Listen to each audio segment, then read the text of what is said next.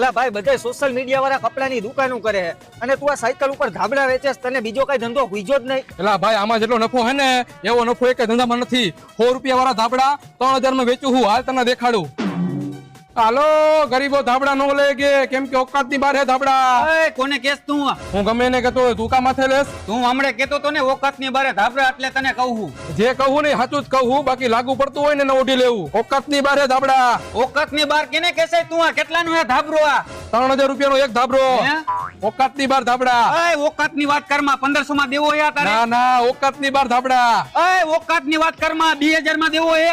ઓકાત ની બાર ધાબળા. એ ઓકાત ની વાત કરમાં તું? હાથ મુકાય. ઓકાત ની બાર હે ધાબળા. એટલે તને કીધું ને ઓકાત ની વાત કરમાં. હાલે 3000 રૂપિયા લાવ ધાબળો.